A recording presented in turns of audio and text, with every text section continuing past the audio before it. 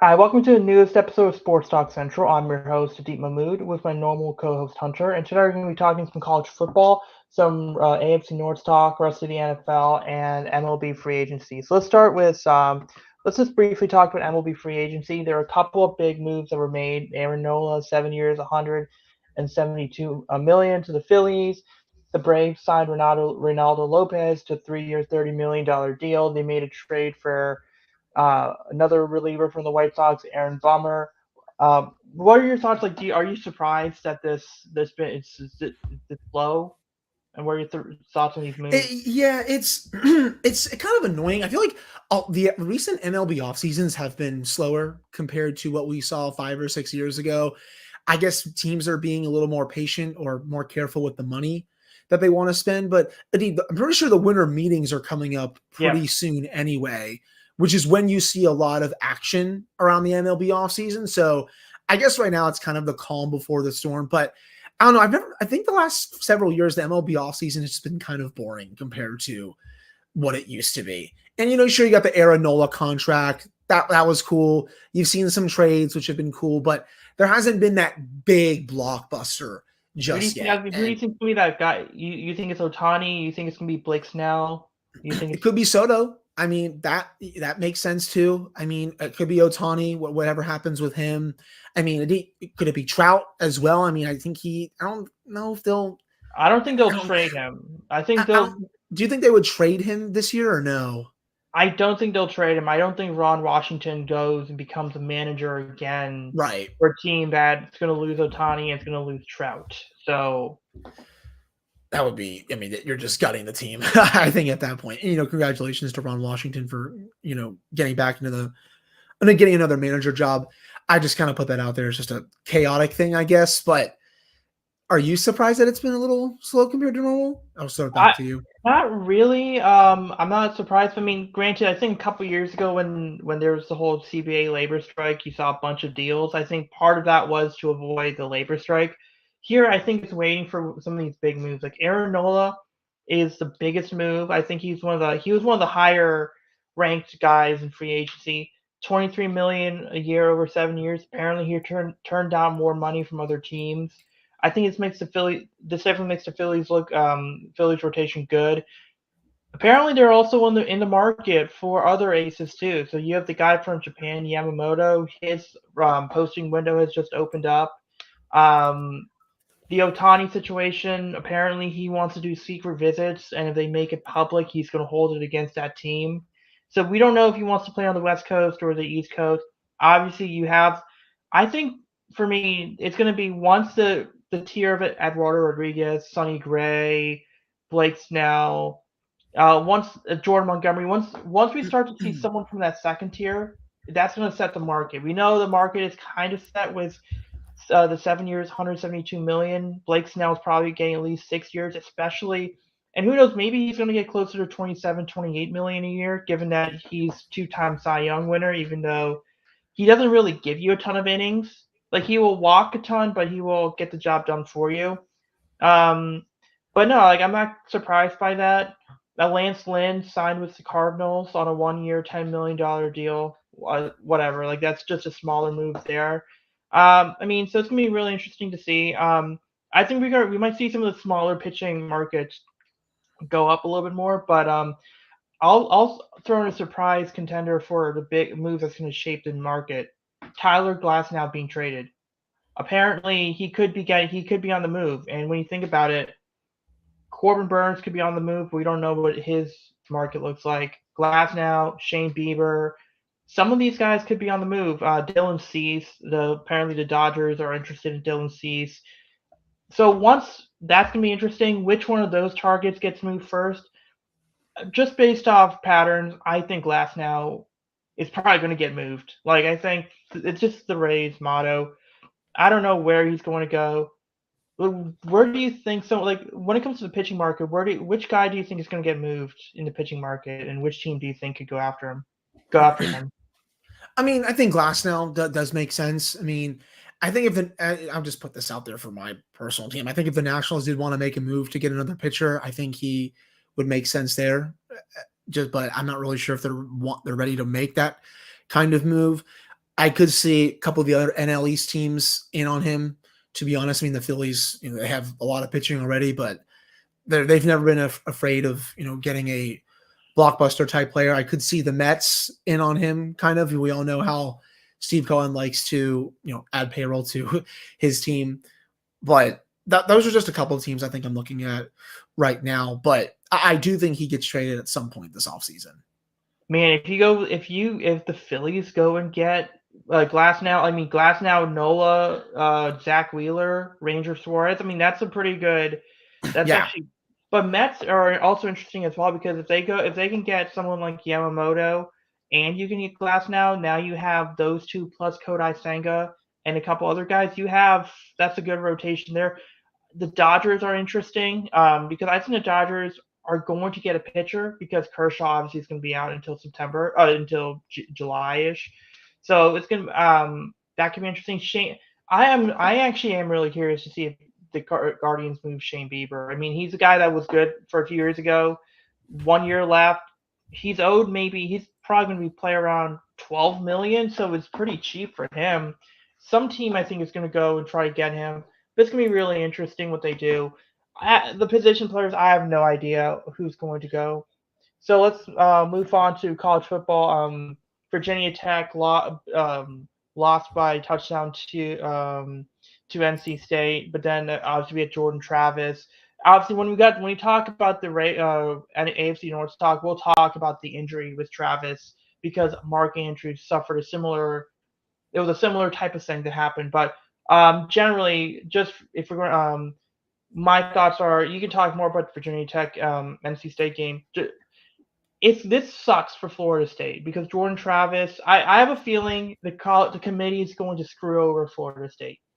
I feel like they might screw over Florida State because they don't have their quarterback, and it's the good team, and it's going to really hurt. But I mean, obviously, but what are your thoughts on the Florida State for this?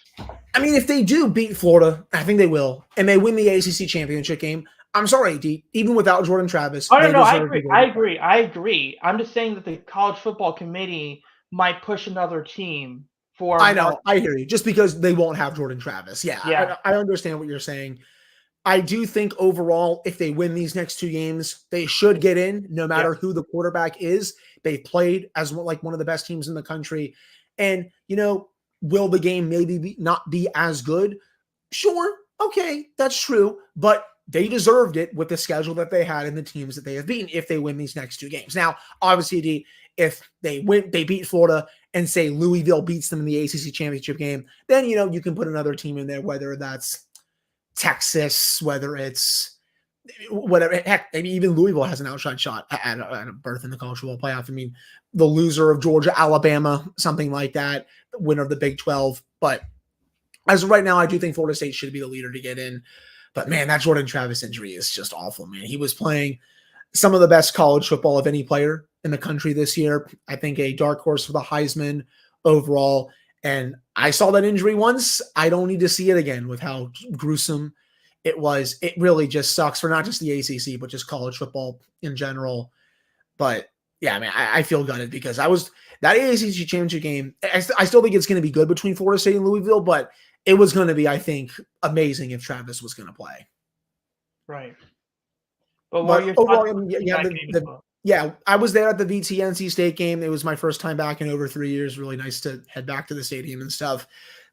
They started a bit slow on offense. I thought Tyler Bowden was a little too conservative in the first quarter. He opened things up as the game went on. The offense scored 28 points. And against NC State's defense, a defense that had not allowed a touchdown in the last 8 quarters, that's usually good enough to win a D. They had a little bit of a chance towards the end. They had an onside kick opportunity, weren't able to get it. But I was really disappointed with the defense, with Chris Marv and Brent Pry. Just didn't coach up their guys well enough, and the players on the field did not execute either. You really only had to stop 2 weapons, quarterback and their freshman wide receiver, Concepcion. I think that's how you say it. And they had no answer for either of them. Brendan Armstrong, killed them with his legs, also killed them through the air. Concepcion killed them with his legs and also killed them in the receiving game. You had to slow down 2 people, and you could not even do that, especially even though they had made progress overall as a unit this season outside of Louisville and Florida State. this wasn't good enough. And in those two losses, you can look at that and say, oh, there's clear talent deficiencies. Louisville has some dogs. Florida State obviously has some dogs. But NC State, they have no skill players that are legit good, except maybe Concepcion. And they couldn't even defend against that offense. And NC State offense is not only one of the worst in the conference, it's one of the worst in the country. So it was just a really annoying step back. And now you got to go on the road and beat UVA, and they're already talking all this crap heading into this game. But I just thought it was a missed opportunity to go bowling in this one. I thought VT could win it just because I didn't like NC State's offense, but was just really disappointed with the defensive effort, that's for sure. Yeah, so let's move on to the Ravens AFC North, essentially AFC North section. Ravens beat the Bengals, and honestly, they gave up a garbage touchdown, 34-20, but it was a garbage touchdown at the end. Obviously, the Mark Andrews injury was brutal. So my understanding is the hip drop tackle is essentially when you drop your weight onto the other guy's knee and in a forward momentum. And first, obviously, the argument in that situation is that it's football. You can't really control what you're doing. So when you see the replay and you go second by second, I feel like he could have aimed for Mark Andrews' chest instead of diving down. I thought he may have dove down a little too quick. I don't think Logan Wilson's a dirty player. I think that was a dangerous play. I think it was very clearly a dangerous. I think it was a dangerous play, but not a dirty play, if that makes sense. So it's like kind of my biggest question to you is, how do you take that hit out of the game? Because I feel like if you do, like, it's just like you don't want players to tackle each other. I think it was just an unfortunate result for that. Yeah, no, that's just my opinion, though. Yeah, and I think you train people to tackle better. I mean, it's tough. I mean, you can't take it out of the game. Like, that's the thing. That's the reason why you can't do it. No, obviously they were talking about banning that tackle, and obviously it was Jordan Travis that was the issue for him. But I get that part, but also they banned it in rugby, and that rugby has been able to survive that. This tackle apparently is 25% chance more likely that you're going to get hurt than a normal tackle. And so I think that the NFL has done a good job of kind of avoiding some of the horse collar tackles and stuff like that. So I think that they can eventually start to limit it. But that, I mean, at the end of the day, it's something that has to be looked at. I don't think banning it. I don't know what would happen if you ban it. I think you have to train your guys to tackle more. I don't know. Maybe you need to get more wrestling coaches to help the teams, or MMA coaches, or something. But we have to try to avoid, okay, the instinct of, we can't go for the head, we got to go for the knee. We have to try to train, how do you get someone to go in the middle? And yes, the guy still will get hurt, but I would rather a player get hurt in the chest than I would in the knee or the head. Now, I will say this about Mark Andrews. Apparently, there's an outside chance he can return. I think for that to happen, they would have to get to the AFC Championship game. Probably a deep playoff run. Yeah, so I'm not anticipating him coming back, but it seems like it's good news. It is not a critical long-term injury, but the Ravens have two tight ends in Likely and Kolar who can step in. And apparently they brought in Scotty Washington, who was with Pittsburgh a while ago. They tried out OJ Howard. OJ Howard was with Todd Monken, so don't be surprised if they bring OJ Howard into the thing. So I do think they can do that. Luckily, Lamar avoided a hit. The offense was humming. Odell looks good. The defense, I don't know if it's the rest, because they're off. They don't have a bye week until after next week. So I think they have one of the last weeks to do so. Their defense looked a little tired, but then again, part of it could have been that the Bengals run 11 personnel a ton, and they just ran the ball. And so Broderick Washington was inactive because of the game plan. But they got the Chargers next week. We'll talk more about Brandon Staley and what he's done. But obviously, it sucks that Burrow went out. So the game was there. Let me also say this. Jermaine Pratt is a clown. He's a complete and utter clown. It's like, so for those who don't know, what happened was Skip Bayless said, now Lamar has options. the offense is really good. Then Jermaine Pratt said, you only won because 9 wasn't there. Which, first of all, by the way, how do you think Jake Browning feels about that? Like Jermaine Pratt just took a giant dump on the backup quarterback. You're showing no faith in the backup quarterback. And then well, I'll get to Roquan Smith later, but first, Patrick Queen basically clowned him. Jermaine Pratt tried to come back, and then Patrick Queen then said, don't make me bring Pat Ricard into this. And then Pat Ricard replied with like a gif of him getting ready. And so it was like really funny there. And then Roquan was asked about it. And then first there's one of the Bengals beat writers was saying that, oh yeah, Roquan was being disrespectful, and he took an 8-second clip out of a 20-second clip to show his point. And then it was like, oh yeah, like when he played the Ravens, this is what happens. But we wish him well. But the clip was they took out the but we wish him well part, which is whatever. And then he went on. We had Bobby Trossett, who we had on a while ago. He does on his show. He had Roquan Smith, and then Roquan was saying, "Yeah, that sounds like a bunch of excuses. Like we could have made that an excuse last year with Tyler Huntley. Like we had a backup quarterback start a playoff game and lost, and we could have made the excuse of, oh well, you beat our backup quarterback, but we didn't. Like excuses are excuses. So I mean, what were your thoughts on this game? I mean, there's a few issues off the field I just wanted to kind of bring up because it just showed how soft some of these Bengals players and fans are. But what were your thoughts on the game? I mean, I didn't really know who I was really rooting for. I mean, you could root for the Bengals to win because that means the division, or you could root for them to lose because it helps the Steelers make the playoff spot. Either way, I was going to go home happy because I can't stand either of those two teams. But I thought the Ravens played pretty well offensively. I thought Lamar Jackson looked really good. Thankfully, there was no injury. Indeed, I saw there was a scare during the game where he went to the blue medical tent. Looks like everything is okay with him, which is good. Odell finally had a good game this year. Maybe he doesn't have to go be a family man just yet, but I thought he looked pretty decent overall. Gus Edwards continues to play really well for the Ravens too. And the Ravens, I thought, were really just disrupting Joe Burrow throughout the game. Even if Burrow had stayed in the game, I don't really know if the Bengals were going to win it because the Ravens were outplaying them, I thought. Throughout that game, I thought your defense was playing very strong, whether it was the run or pass defense.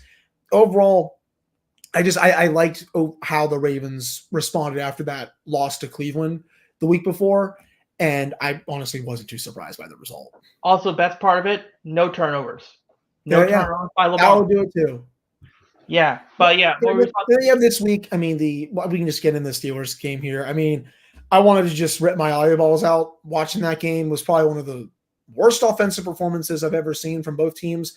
That probably game set offense back about 100 years, if I had to say so. Both Dorian Thompson-Robinson and Kenny Pickett were not good. And I think I'm fully out on the quarterback right now, Adit. I just don't see it with him. Are you going to tank for Penix or J.J. McCarthy? Are you going to tank for McCarthy or Penix? No, I don't think they're not going to do that. They're going to keep going for a playoff spot, but I'm out on him. He continues to regress week after week. You have people diving into the All-22, posting these clips on Twitter. And I saw one of them live, and I'm glad a lot of the Steelers writers caught it on the All-22 tape, where Kenny missed a wide-open Deontay Johnson. Indeed, it was 10-10. It was 10-7, in the fourth quarter. And this would have probably won them the game, considering the Browns were not doing anything on the Steelers defense in the second half. Johnson's running like a cross around the middle of the field. There's really no pressure. If Kenny hits him, he walks to easily inside the 10 or the 5-yard line, potentially scores a touchdown. They get first and goal at least. And for some reason, he spins to his left like he's been doing, walks himself into a sack. Those types of plays are so annoying just because he wasn't making those type of plays last year, and it just continues to get worse on a weekly basis. You have both Deontay and Najee Harris voicing their displeasures to the media. You can tell, indeed, they're upset. They're not happy with the coordinator. They're not saying it, but they're implying it. They're not happy with Matt Canada, and they're especially not happy with the play from the quarterback. You can only hold in your frustration for so long when you continue to get quarterback play like this. Najee Harris even said it yesterday. We're not going to win too many more games if we continue to play like this, especially on offense. I felt awful for the defense in this one. They did everything possible to win this game. They stopped them not once, but twice in the final 5 minutes of the fourth quarter. The Steelers had the ball after they punted it back to the Browns. They had the ball less than 2 minutes left at their own 30-yard line. All you have to do is go get 30 yards, and you're at 35 yards, and you're in Chris Boswell's range. He's at worst the second best kicker in the league behind Justin Tucker. 53 yards, even though you're in Cleveland, he'll make that kick most times. So they couldn't even do that. Heck, even before, they had a pass complete to George Pickens. It's about 4 or 5 minutes left in the game before they punted it back to Cleveland. They're at the Browns' 40-yard line. With how Jaylen Warren was running, you could have handed the ball off to him 3 times. He would have gotten you 5 yards, all 3 of those carries. Oh, boom, you kick the field goal, go up 13-10. There's a chance you win that game with how your defense is playing. There's no passing game on this offense. It's a broken unit. The quarterback isn't good. They need to seriously consider looking at a quarterback in this class. I know they may not, because you know what they're going to do? They're going to feel like, oh, well, we're going to get him a new coordinator and we're going to see if that fixes him in 2024. It's probably not going to happen. I hope I'm wrong, but I just haven't seen anything at a year and a half to almost 2 full seasons now that shows me that he is the guy going forward. He's not even giving them average quarterback play. If they had an average passing game in this game against the Browns, they win that game by probably 2 scores. But because the offense is so bad, you're losing a game where you probably should have won. And, they'll have another game this week against the Bengals, another very winnable game, I should say, if the offense actually wants to show up. But it's just really frustrating overall. Yeah, so I'm kind of taking a look at so I'm actually taking a look at I'm seeing if I can take a look at the quarterback class for next year. I mean, obviously this year we have Bo Nix at some point, but if you're gonna go next year, Drew Aller from Penn State, Kyle McCord, Cade Klubnik, Shador Sanders, Quinn Ewers. So you guys could benefit. I mean, even if you don't get the quarterback you want in this year's class, maybe there's some better options in next year's class. So I mean, that definitely is something that is interesting. I mean, obviously, I was about to say, like, there's no way they're going to give up on Kenny Pickett now. They'll give him another chance with another coordinator. But yeah, like you said, if it doesn't happen, then yeah, you're probably looking at another guy there. Let's go rest of the NFL. Nothing too much. The charge, Brandon Staley, I don't know how that guy still has a job. Like, I don't know how he still has a job. Did you see the drop off that beautiful Justin Herbert dime late in that game? That is a total Chargers play. Tell me I'm wrong. Isn't that a total Chargers play? That just sums up their franchise in a nutshell right there, honestly. And I agree. Do you think Brandon Staley gets a head coaching job after this, Edith? I don't. No. He's probably college job somewhere. I think he could get a coordinator job, in my opinion, Edith, somewhere. But a head coaching job, there's no way. He's going to get canned at the end of this year. I wouldn't. I mean, maybe he goes back to McVay or something. Because Sean McVay does like to bring back coaches for coordinators. I don't know what what position he would have, but yeah, like this, like the whole thing with McVay. What was it? The going for on 4th down, right? That was like, you can say that was a fireable offense, but whatever. The blowing that lead into playoffs. And then the way he responded to because this is, and he might be a nice guy, but he does kind of look like one of those trust fund kids that thinks he knows what he's doing. But then it's like when people challenge him, he resorts to like being very defensive. Like, I feel like he might be the nicest guy in the world, but he comes off like that. Doesn't he come off a little like that with the way he answers questions? A little bit, yeah. I can see that for sure. But yeah, so I don't think there was really anything other. I mean, CJ Stroud continues to play really well. I mean, the A-Chain from the Dolphins came back. Lions made a huge comeback. Commanders are a giant mess. Like they to the point where they didn't even have hot water. It's time to And fire Ron Rivera there, I think. I don't think he's going to survive the season.